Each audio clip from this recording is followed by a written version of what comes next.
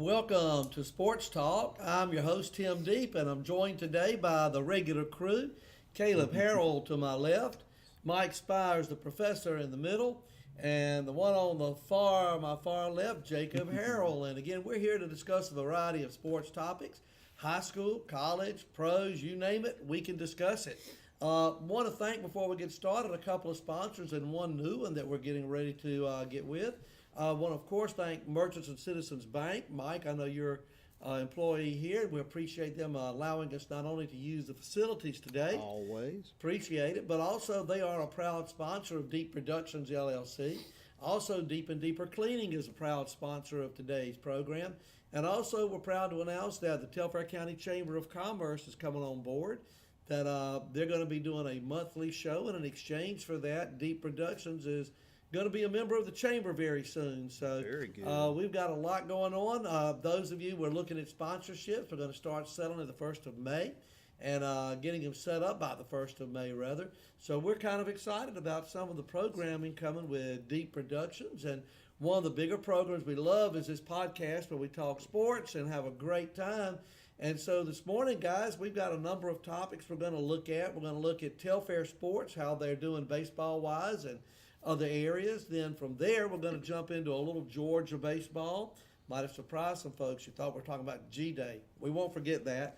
Also, some Georgia softball. And if we have time, we'll hit some G-Day, Atlanta Braves, anything in the world of sports as we go into the next hour with a little bit of fun, a little bit of talking, and a lot of friendship. Mike, I want to turn it over to you today, and if you would, kind of update us a little bit on Telfair Sports, and then I know Jacob and Caleb have some information and some opinions, as we all do, about what's going on with Telfair today.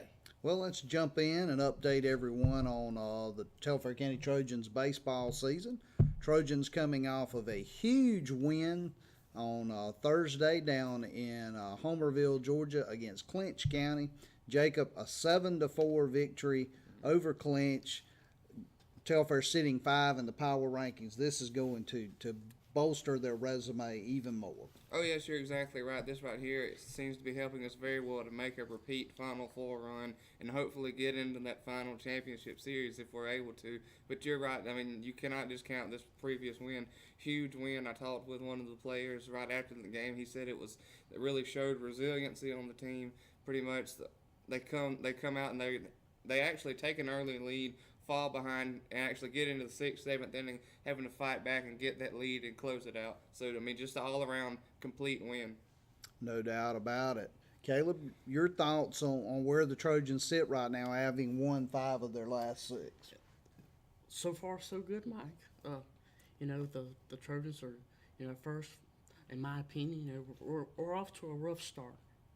But, throughout the season now, we're pushing close to the playoffs. Things are looking good for the Trojans. And sitting, as we said, 5 in the power rankings, and we'll run down the top 10 of the power rankings for you.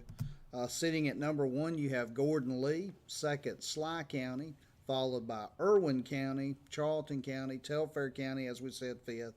ECI 6th, Johnson County 7th, Bowden 8th, Baconton Charter 9th, and Tryon 10th. And if you look down just a couple of spots, we'll run through the top 12. Taylor County 11, and then Lanier County, also from our region, is sitting at 12th. So 4 teams from Region 2A in the top 12 in the power rankings. Just shows the strength of Region 2A once again in another sport. Mike, I tell you what, you're absolutely right. I mean, when you take 4 teams in the top 12 and we play them a couple of times, every season, it's a challenge, but I think it's great preparation as you head towards playoffs. One of the things, guys, that I've been really excited about with Telfair, unlike a lot of teams in the past, this one has really been consistent, especially over the last 3 weeks. I mean, this team, they played some great fundamental ball. The pitching's been there. One of the things that I think that Coach was talking a while back, he talked a little bit about maybe some blues on the road. But I think we've started to play some good ball on the road, guys. What do y'all think? Oh yes. I mean, like you said, these last 3 weeks have seemed to grow consistency for us, really. If you look back in the early parts of the baseball season, it seemed to where we were hit and miss. If Mike, if you want to agree with that term, I mean, if that's the best way to put it. kind of hit and miss. And now, I mean, we seem to be coming into our own yet again. I talked with Chris Clark yesterday, one of the baseball coaches as well.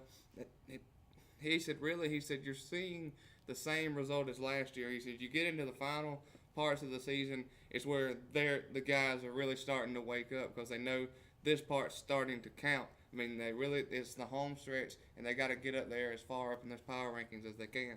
Now, Mike, earlier this week, you covered one of the ball games. Is that correct? Or That's both? correct, over in Turner County. Then Turner, and I heard a couple of names pitching the other day that I was not familiar with. I believe we have a couple of pitchers that came. I believe the Mullis kid. Is that Yeah, right? Jacob Mullis has thrown a little bit this year, not a lot. So this was an opportunity to get him some work.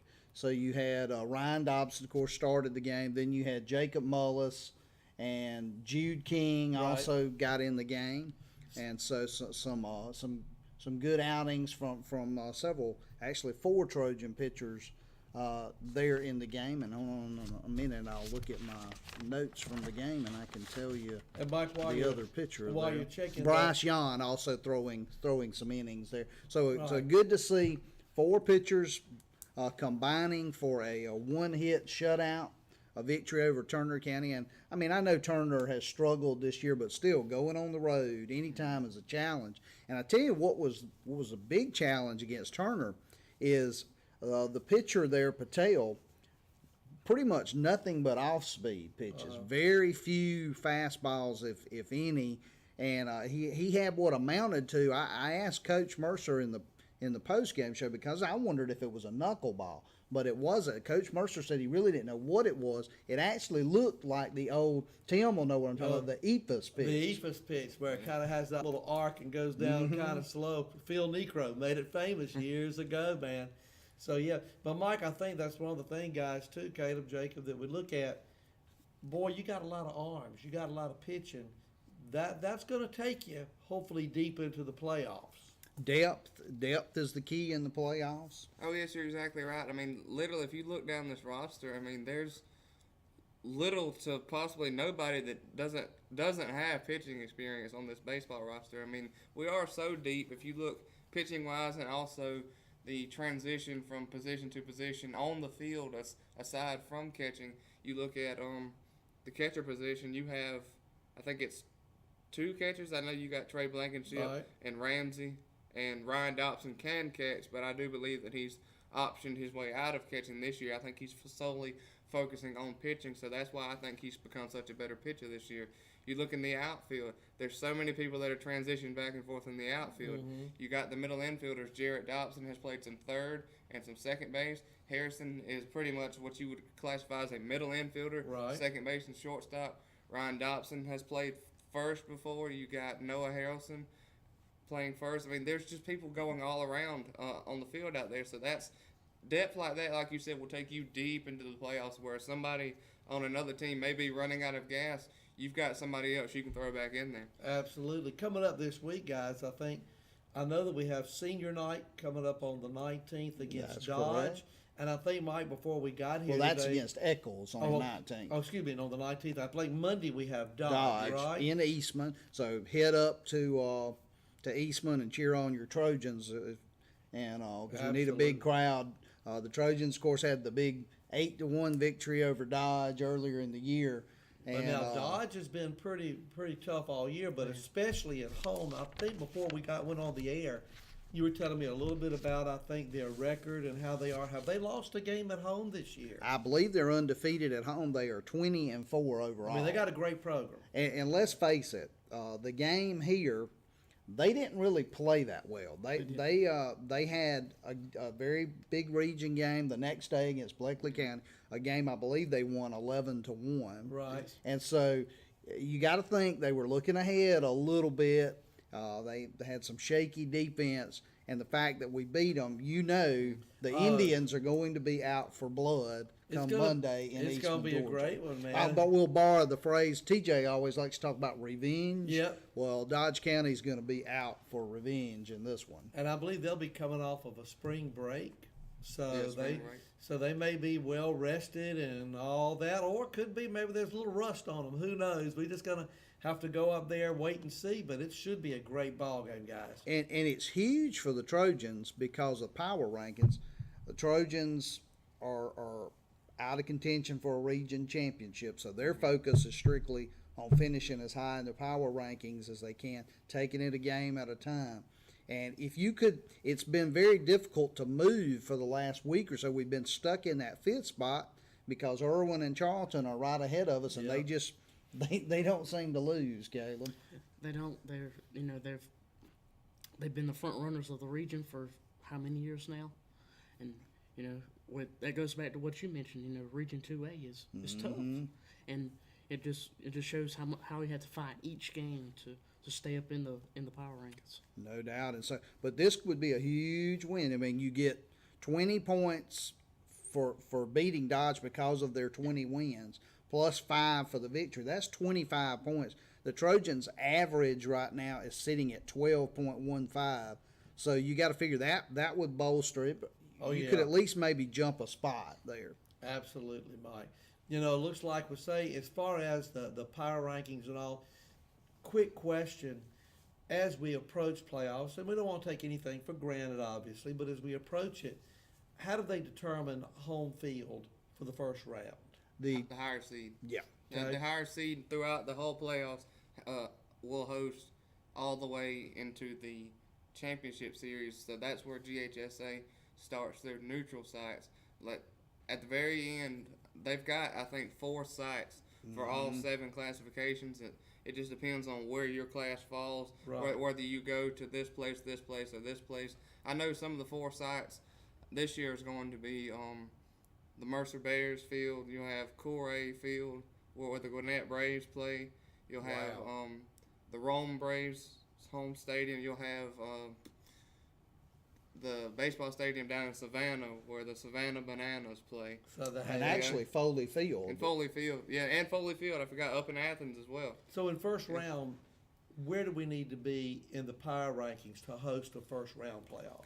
Well, the first thing is if we finish in the top 8, we get a bye. Right. And it's very good possibility the way the Trojans are looking right now that's pretty much locked up, that they'll have a bye for the first round.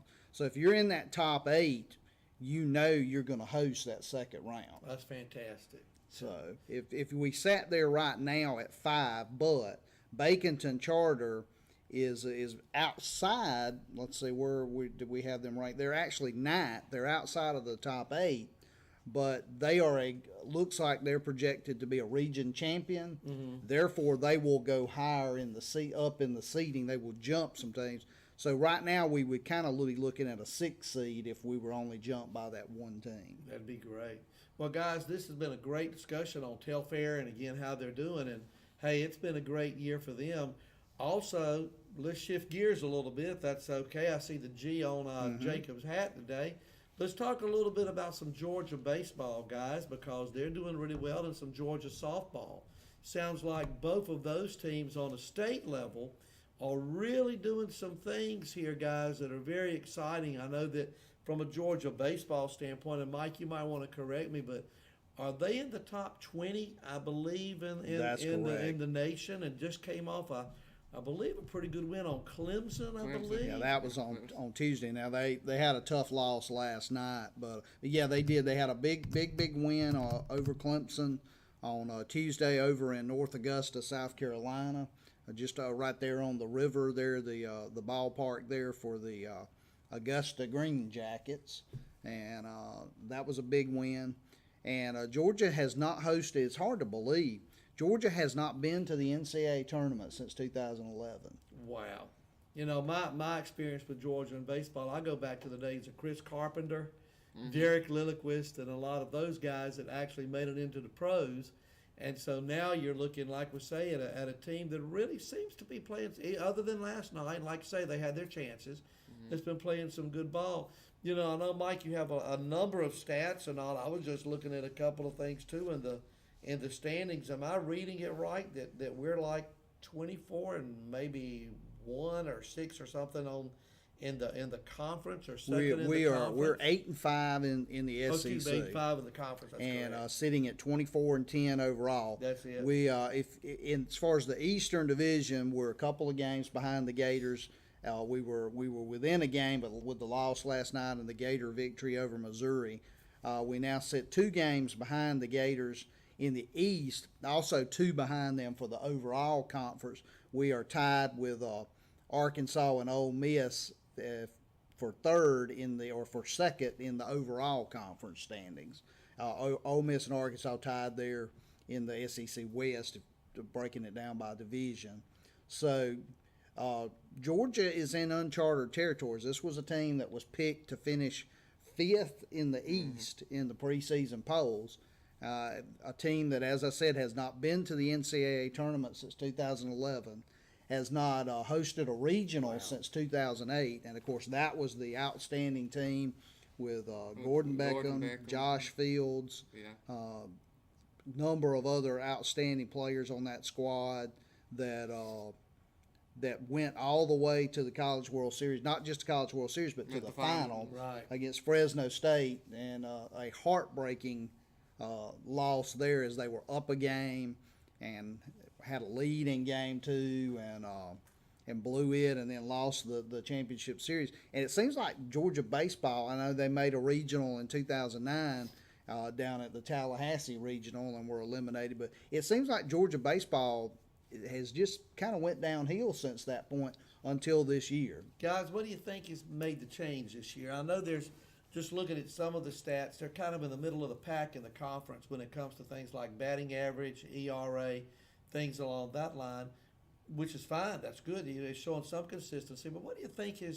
has made this team gel? I mean, Mike, you're saying it wasn't even predicted to be maybe a 5th or 6th in the conference or in the division. Jacob, what do you guys think might be some of the keys as to why Georgia's showing this success right now? They got a young team. Is it a veteran team? I'm very unfamiliar with them. Well, I mean, there's honestly a couple of factors. I mean, Mike and I commented about this during a baseball game broadcast out there at the high school. If you remember the comments you made, this is kind of a catch-22 for Georgia, where Strickland, that's the baseball coach's name, Yes. I believe, where he's been on the hot seat for like the past 2 years, I believe, because coming from that Kent State team that he took to the College World Series and coming in here, and he doesn't seem like he's done anything with Georgia here. Right. And now it's coming into this year. His plan seems to be coming into fruition, but nobody really knows how that started working this year and what's not happened in the previous years. Really, if you look at it,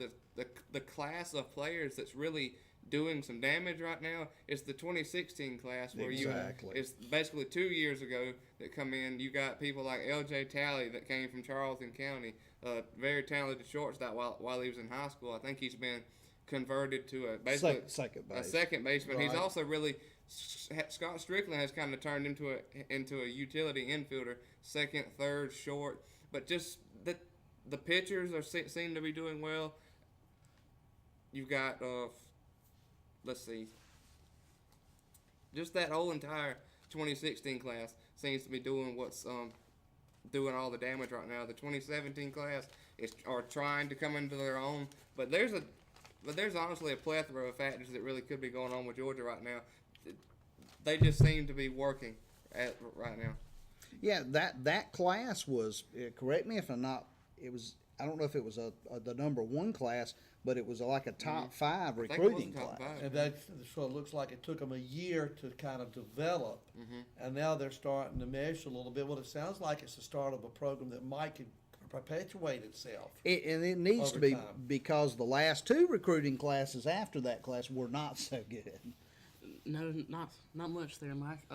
And to kind of echo off the point that Jacob made, I think maybe that too, but also I think there's not as much pressure on the team this year. Maybe they're over the past couple of years. There was a lot of pressure over there. Maybe finish top 3 in the East, and this year, there not so much pressure there. Like you said, project to finish 5th. Exactly. What is there to lose? Exactly, coming in. Well, and one of the things too, if you look And again, I went into the Southeastern Conference site this morning trying to cram before we got here a little bit. You know, one of the things I noticed is we said they're middle of the road in a lot of the stats. I mean, they're ninth in hits, you know, 10th in steals. Not necessarily a fast team, but on the other hand, if you look at the pitching is a 3.57 ERA, not bad. But what kind of stood out to me was their fifth in fielding, that the number of errors, their fielding percentages are not bad. And so again, they're not necessarily, from what I'm hearing from you guys, they're not necessarily taking themselves out of a ball game. They're giving themselves a chance to win. Does that seem to be kind of what y'all are seeing with the ball Oh, games? no doubt, no doubt that they've been, you know, pretty much right in most games, and they've gotten they've just kind of got that mentality. Like you said, they're not going to blow you away. Like I believe they're 8th in ERA at the 3.57, Right. and like you said, in team batting average, they sit 7th with a 280 team batting average. You know, in relation to the top batting averages in the conference, Right. Kentucky at 316 and Arkansas at 312. So they're not going to blow you away in the stats, but they're just playing consistent, winning baseball right Well, now. you know, Mike and Mr. Deep, I'll let one of y'all or both of y'all, whoever wants to comment on it. This, just for lack of a better term, you could really call Georgia the scrappy baseball team of the SEC. Really, they go in there hard, tough baseball team. They don't have like we've already said, don't have the best numbers, but they're going in there and giving you a tough time, making it tough for you to beat them. And fortunately, they've come out on top a lot this year. Well, it's kind of like Caleb was saying. It sounds like the expectation level from the national and the conference media was not really there for them. So it could almost be an us against the world mentality, or we're going to show them. But I think the key is, Mike, what you're saying, that 2016 recruiting class may very well be gelling at just the right time. And that bodes well for this year, but it also bodes well for the future, does it not? Oh, no doubt, no doubt.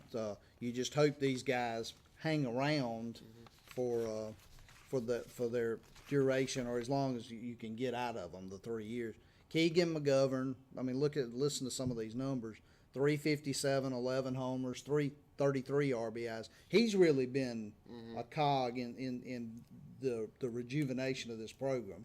Oh yes, without a doubt. We've actually been able to personally see Keegan McGovern play here at Trojan Field. Just one heck of a baseball player, and he's turned into one great left fielder for Scott Strickland. Guys, any type of major league prospects down the line that you might say, would he be one that, you know, when the draft comes, or down the line a little bit, maybe one that the majors may look at, or is it a little too early to say? Well, I mean, just by looking at this current roster, I would probably say the one that sticks out to me the most is probably Keegan. That's because true. of how That's good he true. is. He's a great defensive left fielder. I mean, he's not the best out there. I'm sure there's probably somebody that's going to outshine him a little bit, but I mean, his bat seems to outweigh his glove right now. So he definitely could be a prospect. We're not necessarily talking first or second round. No, You're by right. But no with over means. 20, 30-something rounds, Yeah. I mean, certainly down the line, he would be worth the risk. You're right. It sounds Exactly. like. Yeah, I mean, this team isn't going to blow you away. I mean, they're not in the league talent wise with somebody like the Gators that Right. is roster just full of major league talent, pitching, hitting, you name it, or even Ole Miss. That's just loaded with the pitching staff, Or you know, top to Arkansas. bottom. And Arkansas is just like the 29 Yankees or something, the way Oh they my hit the gosh. ball. Murderer's road. But this Georgia team's, as we said, been consistent. You look at some of the other guys that have been big, from Michael Curry, 326 average, 7 homers, 36 RBIs. Adam Sasser, who had not as far as home run numbers, he's only got 3, but 25 RBIs, and had a huge home run last night to put Georgia up 2-0. Then McGovern had a home run to put them up 4-0. Of course, the lead didn't hold up last night, but I want to talk about this Aaron Shunk, because this guy is phenomenal. Not too many position players that play regular position the whole time and then come in and pitch like he does. He is their closer, the third baseman, and he has done a fabulous job. Has 5 saves on the year. Shunk with a 17 innings pitched, 20 strikeouts, 3 walks. I believe he has a 2.12 ERA.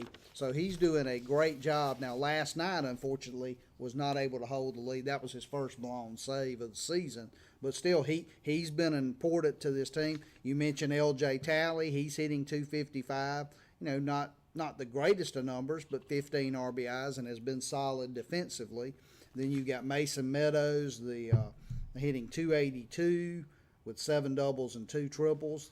And so Dogs have 30 home runs. I mean, it's not going to compare to the 56 hit by Arkansas, pretty but good, still much needed, a little more pop than what we're used to seeing. So Georgia's definitely on the rise. In fact, some of the early projections, NCAA tournament projections, have had them, as of about a week or two ago, had them hosting a regional, which would be huge to go from not even having winning seasons to hosting. Oh yes, you're exactly right. And of course, we're going back to what was the last year you said they hosted a regional? 2008. 2008. 10 yeah. years. You look at 10 years ago. I mean, literally, because I remember you actually attended that regional. I was didn't at that you? It was regional. at that regional. Of course, we talk about those big players, Gordon Beckham and all those other guys that were there. I mean, that right there was probably the last Georgia baseball team that really shined. And going back to talk about the media attention that they're not really getting right now. And if you look at Georgia, you mentioned they're on the rise. Really, for Georgia, there's nowhere to go but up. But let's look, you mentioned attention. Let's kind of turn our attention a little bit now. You mentioned Georgia baseball. And, of course, Georgia football, we've got a big G-Day coming up, and, of course, what they did. But, and I'm not familiar with this, but a couple of you guys were talking beforehand. Georgia softball seems to be really on the rise right now. So here in the spring, if you want to go see some good baseball or softball, certainly locally Telfair on the college level baseball Georgia. But guys, Mike, and I know you already got a chance to go, but this Georgia softball team, from listening to you guys this morning, boy, they're really something. It sounds like. Are they number 5 in the nation? That's I correct believe? in both of the polls. So kind of give us a little background. What's going on with Georgia softball, and what are some of the highlights of that? Because it sounds like this team, boy, they may have a shot at the whole ball of wax, so to speak. Well, this is a team that's just really packed offense. You look at Georgia; they lead the SEC in 5 offensive categories, 352 team batting average, 566 slugging percentage, 277 runs scored, 384 hits, 253 RBIs, 51 home runs. I mean, this is a team that is the lineup is solid from top to bottom. And you're right, Mike. And honestly, I'm sure you'll agree with this. I mean, Georgia has always had a pretty good and consistent softball team. They've made it to, it was a year or so ago. 3 World Series. They've had 3 World Series appearances, and I think it was like maybe 2 years ago that they 2016. made 2016. They made it to Oklahoma City and got into the second round, I believe, and then got eliminated. I believe we were in the Final 4. I think we made it into the Final 4 and got eliminated. Or Final 6, actually. I mean, but still, regardless, you make it to Oklahoma City, that proves your talent as a softball team, and really, they've just been like the Georgia baseball team, improving little by little every year, and they seem to be literally just dominating this year. And just to kind of highlight 2 players that I'll talk about here that I've really kind of fell in love with as softball players, who are just amazing players. You look at third baseman Alyssa DiCarlo, yes, and also one big contributor to the home run number this year is second baseman Justice Mills. That girl can can field her position so well, and also she's got one heck of a bat, left-handed batter. But boy, she has some power. Yeah, she hit the game. I went to the Missouri game not last night, but the Friday night before. Right. She had the winning home run, a 3-run shot that won the game, 8-6 over Missouri. Yeah, when Mills is out there, let's just say justice is served. I would imagine. And by all means, I can actually remember back when I was watching them in Knoxville playing Tennessee. I remember she had 2 home runs in the game that was televised over the SEC network, and her swing is looks so effortless. I can remember she goes to right field with the first home run, and then she comes up late in the game, takes this easy little swing, goes to the opposite field. It just keeps carrying out, and it goes beyond the trees. So she must have some really good power, Oh, as you she guys does. are saying, some pop coming Yeah, off there's that bat. some pop in that lineup, no doubt. And by all means, I do believe. I think she is only a sophomore this year, and I believe Alyssa DiCarlo is a junior this year over there at the hot corner. But by all means, you look at the replacement for Alex Hugo coming in at second base. Justice Mills seems to be a very viable one. Yeah, Mills with 12 homers, 41 RBIs on the season, and you mentioned DiCarlo, 14 home runs, 50 RBIs. So, you know, there's some pop in that lineup. The big question for Georgia right now is the loss of Brittany Gray, their starting pitcher, their ace of the staff, who was 16-1. Wow. She's had thrown 12 complete games, shutting out 7 opponents. Had a 0.48 ERA that led the SEC and ranked second nationally. She had struck out 134. So that's a blow. I mean, they've got some other pitchers on this staff, but to lose a pitcher of that caliber this late in the season, that's going to be a challenge. Exactly, Mike, and thankfully, you know, Georgia is not like it's not like Ole Miss with what's her name? Anyway, Ole Miss's pitcher who really they only rely on her, and then in years past, Oklahoma, big left-handed girl who was their ace, and they relied on her all the way through the World Series.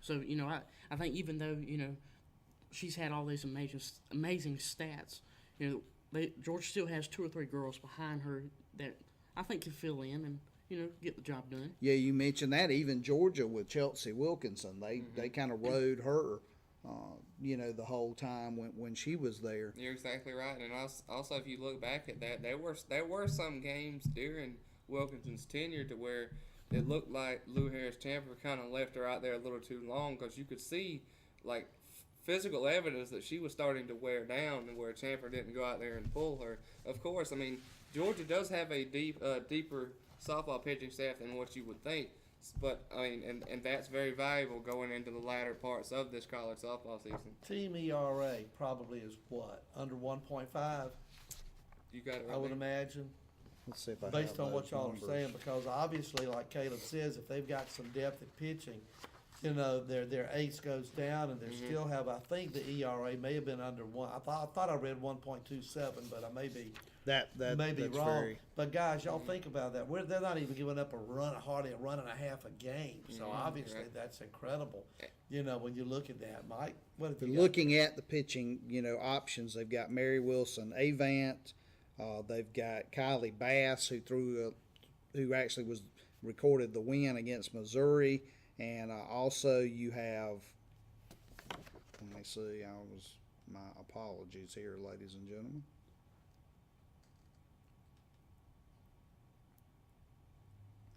Amanda Ablin, that's also a strong pitcher there. So they've got some options, but you know it's going to be key. The key for Georgia is to continue the offense is what's going to carry them. Boy, the question for you guys, just to kind of see, with this Georgia softball team, once they graduate, is there any one and dones in girls softball? Is there any higher level after college? Yeah, there's professional softball. There is professional softball, and Do you see a lot of them leaving early to go, I don't think they can. or if they can't? The reason I I was ask gonna say- that, is I would think that that's kind of an interesting thing to look at how you really can build a program here, whereas in some of the other college sports, basketball, which we may look at later, you can do a one and done, and it's hard to build a program. So it seems like that, like we say, if a lot of them are staying full 3 or 4 years, that it's great for the program and great for the college. That's just one thing to look at. What do y'all feel on yeah, that? and just to piggyback on what Mike said, I do not believe softball players can leave early. I do believe they have to stay through senior year. There is a professional softball league. Just to name a few big players, some of them are not from Georgia. Alex Hugo did get drafted by a professional softball team. Which one I cannot recall. Chelsea Wilkinson was also drafted. You look at star player from Michigan, Sierra Romero. Right. She was drafted, and she seems to be shining in the professional softball league.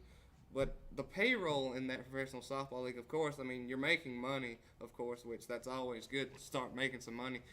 But it's nothing like the MLB. I mean, the payroll's Right. not, you don't get $15-20 million a year. The temptation Yeah. is not there to necessarily challenge the rules as it. You're as it exactly right. appears. But anybody that loves softball and they're not burn out on it after college would love to go get drafted by another team. I do believe there's only one girl in that professional softball league that's making $1 million a year. So Wow. it's below $1 million for the average softball player in that league. I think it's Monica Abbott who's been pitching for, I think, 10 or 15 years now. The in that former league. Tennessee Vol.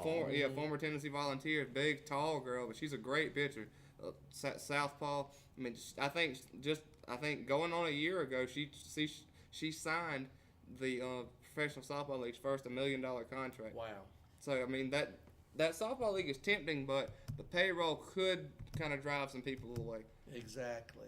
Well, looking real quick at talking about where Georgia is in relation with the SEC standings right now, the Gators, of course, lead the conference 10-3, 35-7. Georgia in second place, 11-4, 36-5. Then you've got the Gamecocks and Texas A&M tied for third there, both 8-5 in league play. Auburn 9-6, LSU 7-5. And they're 32-8 overall. LSU struggling offensively a little bit right now. Alabama, the perennial softball powerhouse, kind of has taken a step back. Jacob, 7-6 in league play, 26-11. This isn't the typical what we've been used to seeing from Alabama. They've kind of taken a step back the last couple of years. Yeah, they sure have. And offensively, I mean, they've always been known for a pretty good softball team with the sticks. But also, you look at very talented pitcher Alexis Osorio, who's actually thrown, I think, two or three no-hitters. She's got a perfect game under her belt. There was one game a couple of weeks ago where she retired all 21 batters. Wow. Where I think she faced 2 over the minimum, I do believe. I think she maybe walked 2 players, but did not surrender a hit. But see, offensively, they seem to be taking a step back. So I mean, Osorio is doing her job, but it just seems like the offense is what allowed them to take that step back. Yeah. And don't forget how tough the SEC is. Last year, the Georgia Bulldogs finished dead last in the SEC a year ago, which is pretty remarkable, the bounce back this year. But still made the NCAA tournament a year ago, as all 13 teams made the tournament, and so A competitive conference. to say the least on that. Absolutely. Well, guys, as we continue on and look at some other sports topics, Mike, did And you can want we to finish bounce up with a back couple just things? a Sure. little bit to the SEC baseball real quick? Sure. Let's take a look at it in general, maybe. Looking at the SEC, let me go to the SEC baseball standings here. Just to put out a quick point before Mike gets to what he's doing, I mean, a lot of people would think, you look at the SEC, we're not just a football conference. No, and that's the thing. I think probably because football is so popular. It is. And we had such an incredible year of football that you think, SEC, you think football, but no, there's a lot of great competition across the line in all sports, whether it's softball, basketball, football, all of these, and baseball. Mike, what have you got? Yeah, we touched on it earlier where Georgia was, but let's just run down the whole SEC standings here. Florida, imagine that, the Gators, 10-3, Keep hearing them Gators, Caleb. I don't like that. 30-6 overall, the number 1 ranked team in the nation. Leading the SEC, Georgia 8-5, 24-10, followed by Vanderbilt. This is the SEC East standings, excuse me. Vanderbilt 7-6, 20-14 overall. Missouri 6-7, 24-10 overall. Kentucky 6-7, 24-10. South Carolina 6-7, 20-14, and Tennessee rounding out the East 5-8, 21-15. Tell you what, Jacob, I'll let you go with the West standings there. To run down the SEC West, you'll have Ole Miss here sitting at 8-5. You have Arkansas also sitting at 8-5. LSU sitting at 7-6. Texas A&M sitting at dead 500, 7-7. Alabama sitting at 5-9. Auburn at 4-8, and Mississippi State sitting at 4-8. And talking about Georgia, the series with Kentucky, Kentucky's been one of those teams that was projected to be second in the East, and right now they're sitting at fifth, the absolute Wow. reverse. So Georgia's got two more big games, as we said, due to weather. They playing a double header today, and so Kentucky could be, if they get hot at the right time, they could make some national noise. They can, Mike, and just I'm thinking back to last year, the when Gary Henderson, he was he let go? He left. He left. That's right, and brought in the new coach, and usually you have kind of I guess, lack of a better word, kind of a turnaround in coaches. You don't really know what to expect, and really for the first year of the new head coach was a remarkable year. No doubt. Nick Mingione, and actually I think Henderson was relieved of his duties now that I think about it. Mike, there's also another thing that kind of surprises me, of course. I'm very happy about the comeback and the jump up in the standings this year with Georgia, but also one program who's always been what you call a perennial powerhouse in baseball is Tim Corbin's program at Vanderbilt. They're actually sitting behind Florida and Georgia, and they seem to be having kind of a down-ish year.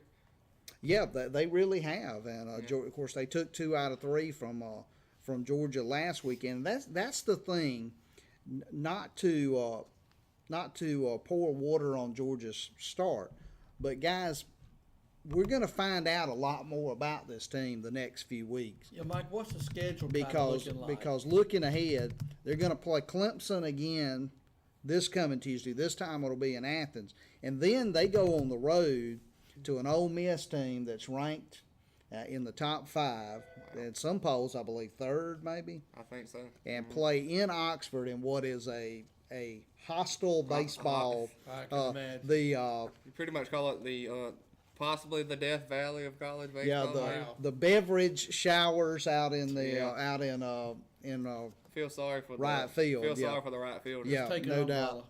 Then you've got Georgia Tech, which Tech's maybe not quite where they used to be, but still, that's a rivalry. Big and you got rivalry, 2 yeah. more games with Tech because they'll play. They've already played in Athens. They had the big win actually on Tuesday night against Tech, and they'll play again at Georgia Tech. Then I believe it's May the 8th, they'll have the game at SunTrust Park, the Children's Healthcare of Atlanta Classic that they always do.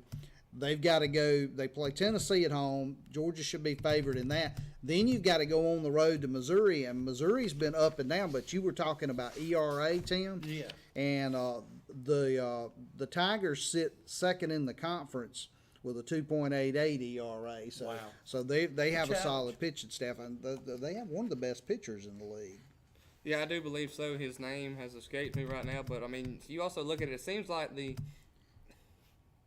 I really don't want to call Missouri the smaller or less known of teams in the conference, but Missouri, of course, they've been in the SEC for a couple of years now, but they're not getting as much attention as some of the big guys here in the conference that's been here. But you look at those smaller guys. I mean, there's talent there too. I mean, you really don't want to mess with them. And Mike, do I see you got Florida coming up pretty and soon? Then they close the regular season. Get this, the last 2 series.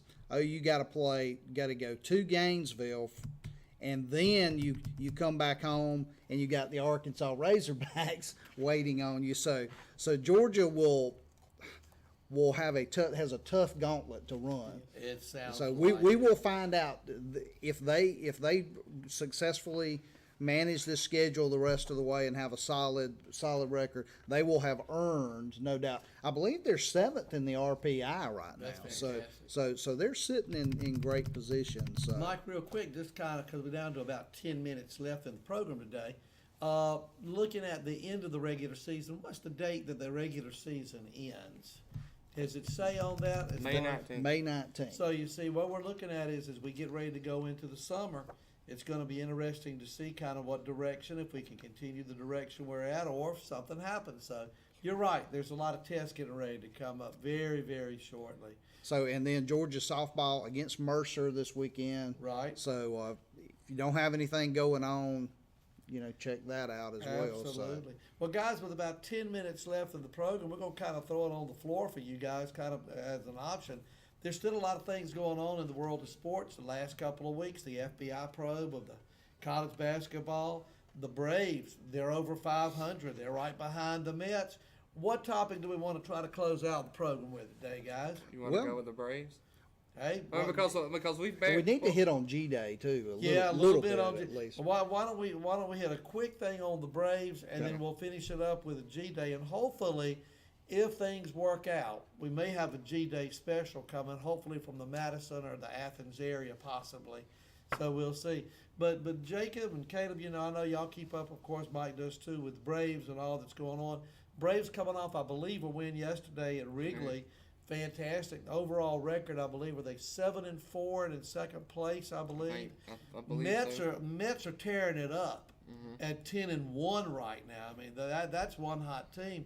Guys, overall impressions of the first couple of weeks of the Braves season, where you think they should be, beyond expectations. What do you think? I mean, well, if you look at the media, like we've already said before, the media's expectation, I mean, they were expected to kind of be like last year. They were expected to be below 500 at the end of the year. I mean, as for me, I mean, I hate to say it, but I was expecting them to be below 500 this year as well, because it isn't the year that they're expected to be in the playoffs, pushing toward the World Series. But I'm very impressed with what they're doing right now, because I mean, like we said, 7-4. They had a very impressive win against the Cubs yesterday. Well, we talk about the Cubs are kind of below expectations right now, but I mean, we got some young guys in there playing with the Braves right now.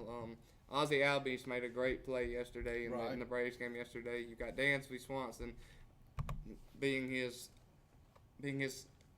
up the middle partner, turning double plays with Ozzie. You've got Playing with such confidence. yeah, now. very much confidence. Dansby Swanson's been doing so much better this year. He Last is. time I checked, I think he was hitting around 348. And amazing. this is amazing. You got also bringing in Ryan Flaherty as of right now to play third base. You got Preston Tucker in left field. And that's one that's been impressive. Been Yeah, a Preston. very big surprise. no Exactly. doubt. Exactly. Preston Tucker's been amazing.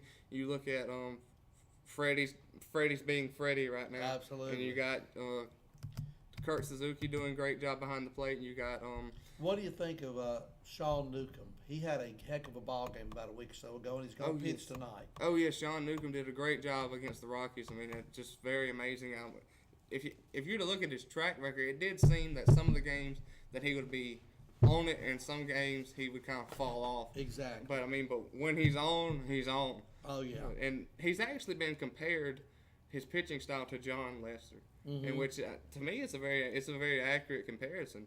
But I mean, just as far as the young guys go, Sean Newcomb's going to be a big help. You got Mike Soroka at the AAA level, who's going to be a big help when he comes up here. You got so many other young pitchers coming up. Ronald Acuna Jr. I was going to say, Ronald hadn't even Yeah, come up we're yet. all we're all ready for You that. got Ronald Acuna Jr. See, but the sad news for Braves fans were when the minor league season started, he started off the year 0 for 12. Right. And he went in a hitless streak, but he finally snapped it. And finally, he's getting some scattered hits. He's trying to get his way. Trying to get his form back that he had in spring training. And people are eagerly awaiting his arrival in Atlanta. And the AAA manager kind of commented on his little struggle. He said he's pressing too hard. Right. To me, I think he's literally waiting and wanting to hurry up and get to Atlanta. So he's literally trying too hard. He's trying to impress people at the AAA level.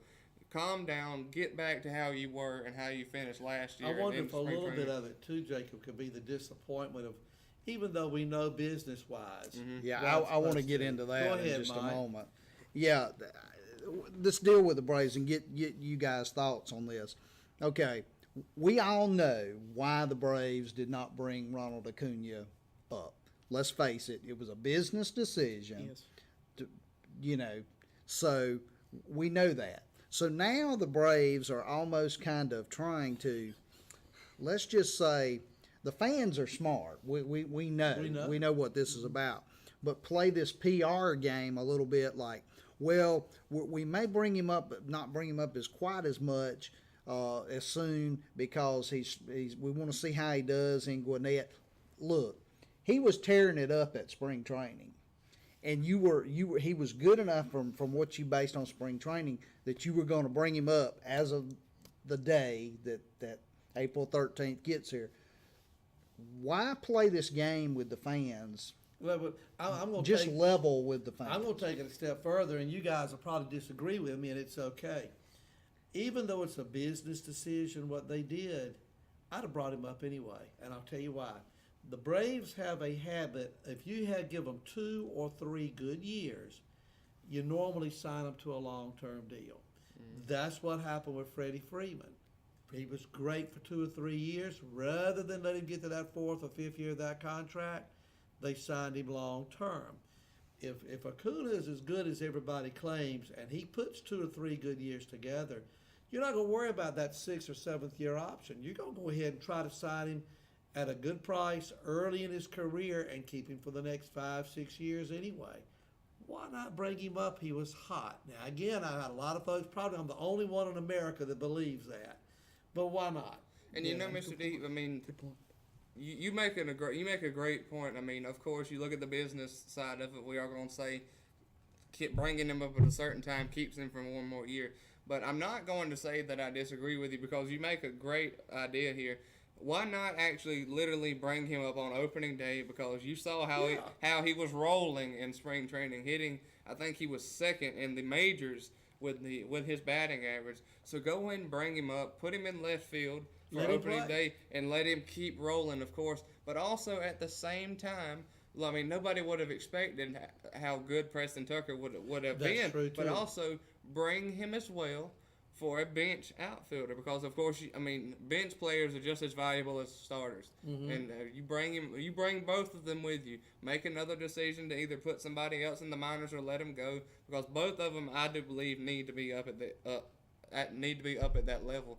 Because literally, I mean, you had a little bit of a delay between opening day and the start of the minor league season. Something makes me think that delay threw Ronald off. It may have. It might. And here's the thing too. The fallacy that anything that he struggles in Gwinnett is going to change anything. Right. I mean, he was good enough in spring training, and with no offense to Preston Tucker, who's doing a great job. But over the long term, let's face it, Ronald Acuna is better than Preston He's Tucker. going to be there. Or any of your other outfield options. So, stop the fallacy. I mean, don't sit here and go in the back and get a Sprite and pour it in front of me in the glass and then tell me that it's water. There you go. Because I know exactly, what's going on. And the exactly. fans know. Just be honest. It's a business decision, and this is what it is. But also consider this as well. A lot of people who are big fans of Nick Markakis, which I am one of them, you think of this as well. If you look at how valuable Ronald and Preston Tucker are this year, you look, Nick is in his contract year. Right. When that contract is up, does he get re-signed? Boy. I honestly don't think he does, but I mean, by all means, I love him and I wish he would get re-signed, but I don't think they will, because Preston is the younger outfielder. You're right. No, and that leads me That's into a a great good point. point, because they're already talking about getting rid of Markakis sometime in the middle of the season. I think if you've got a guy that can contribute like he does, why not keep? I mean, if you see at the middle of the summer that you're out of contention, it's one thing. But as long as this team has a relatively decent year, and what we're hoping to be close to 500 maybe, and maybe even a little better than we thought, why not keep him till the end of the year? I mean, I know you're trying to build back, see what you can get for him, but having that veteran presence in your clubhouse for a stretch run. Exactly, Mike. That's what I was just thinking here. And if you were to move Nick out to somewhere else, your next closest thing to the next person that you would consider a veteran is Freddie. And That's it. And Freddie's still in his 20s. I think what's going to happen with Markakis, and then we got about 3 minutes left on the program. I think what and this is just a guess, what they'll probably do. If Atlanta by June, latter part, seems to be in contention for maybe a wild card spot, the possibility is there may be a stronger possibility they keep him. If we've kind of gone down a little bit, or it looks like, well, you're playing a little 500 ball, you may not be in it. they may go ahead and try to get rid of him and try to get some prospects or get some people that you could bring in. But it's going to be interesting to see either way, guys, what's going to happen. Oh, no But doubt. Great thing. Well, with 3 minutes left, any topics, anything y'all want to? Why don't we quickly touch on G-Day? That'll be it. Great, Kirby Mike. Smart, kind of In mid-season form, in my Yeah. opinion. exactly. He's Kev. already in mid-season. Let's just say he's strongly encouraging some of his players Yes. to step it up. In Step it fact, up, and I want more commitment. yeah, one Richard LeCount. Richard Right. LeCount, and of course Richard LeCount, an amazing defensive back. I mean, he did good, in my opinion, during the season when he got some playing time. But according to the article that I've read and actually seen Kirby in some press conferences, seems like he's not really doing anything worth praise in spring practice to me, and that I guess that's what brought on the comment. But if you look at it from another point of view, you look at the quarterbacks. We keep talking about that. Kirby Smart made comment, and he said, G-Day is going to be fun. He said, Justin and Jake are both doing well right now. He said, I'm satisfied with my quarterback situation. He said, no decisions are being rushed. He said, as of right now, he said, I don't know what I'm going to do with Justin right now. He said, but I'm going to let it play out. He said because they're both going to contribute well to this Georgia football team. See, this is the thing that again, when he first took over, I won't lie, I was skeptical about Kirby coming back home. But as you've seen the last year and what he's doing now, he's not satisfied that somebody had a great year the previous year. He's of the opinion, what can you do for me now? You know, it's not Exactly. that what have you done for me lately. And really, that's a great challenge for players. They need to know that, hey, your expectation level last year was here, but now this year it's here, and what can you do to reach that? And he's going to push them. And, No doubt about and it. again, I think, all you're going to see here is nothing but great success and continue on. Mike, y'all are closer to the program than I am as far as seeing it and being able. Is that kind of what you There's guys no are doubt. seeing? And take the offensive line. I mean, Georgia is in uncharted territory for the University of Georgia with this offensive line. I mean, they're actually being able to experiment a little because there's so many options and so much depth that with this offensive line. Then you've got Sawyer on the way, and I mean, so but a lot of people say when he gets there in the summer, he's going to take somebody's job and end up with a starting spot. So I mean, this line I'm really excited to see what's going to happen with this offensive line because I think it's going to open up so many things with the playbook. I mean, Hey, it's going to be interesting. Real quick, guys, I know it's on ESPN next week. Is that that's correct? correct. 4 o'clock? 4 p.m. On final thoughts here, as we go through here and maybe finish up, what's one thing you want to see next week at the G-Day game? What's one thing you're looking for in particular? Jacob, how about you? What would be one thing maybe you want to look or key in on as you check out G-Day next week? Well, of course. And don't say cheerleaders. You done threw me off track. I'm Mr. sure. D. That's Or what I meant to. majorettes or dance majorettes. All right, now go ahead. Well, Jacob. Mr. D, of course, I mean, there was a lot of people that complained about the offensive line play last year. There was a couple of games that the offensive line didn't do very well in protecting Jake Fromm. I'm honestly looking for good offensive line play during the G-Day game and on through the football season. And also, this is going to sound cliche, but I followed Justin Fields as much as I could during the high school season, and I want to see how he's going to do at the college level, and it starts at G-Day. Mike, how about you? I'm going to say the defensive line because right now, with some of the injuries and things going on there, that's kind of an iffy area. And Kirby has basically expressed some concerns there. So it's going to be interesting to see what happens there. They've got to be able to step it up, and it's going to be interesting there. So I'm going to key in on the defensive line. How about you, Caleb? Well, I think kind of go back to what the article I believe y'all were talking about. Kirby I think he also talked about the defensive backs. He was a little unsure. I want to see good solid play from them, and also I think I want to see a good day from Jake Fromm. I believe going into the season, I don't care what Kirby says. Jake's going to be the starting quarterback. Yeah. So I just want to see a good day from him. Sounds great. I'm looking at running backs. I want to see, since Chubb and Michelle are gone, I know we have some depth. I want to see how well the ones that got to play some last year are going to be able to play, and actually kind of see, where they go this next year. So it should be very interesting to kind of see. Any last minute things? Yeah, before we Jacob sign brings off up a today? good point Yeah, here.